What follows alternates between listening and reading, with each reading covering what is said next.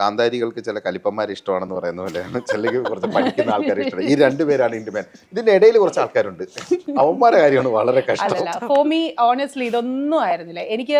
ഇപ്പൊ പഠിത്തം, ലുക്സ്, ഇതൊന്നും ആയിരുന്നില്ല എന്റെ ക്രൈറ്റീരിയ.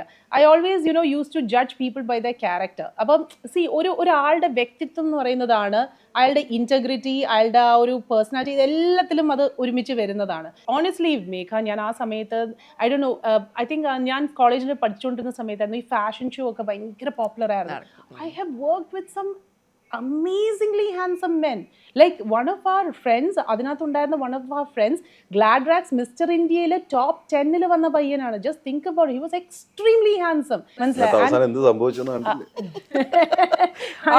ഗ്ലാഡ്രാക്സിൽ നിന്ന് ഗോദ്രേജിലേക്ക് എത്തി.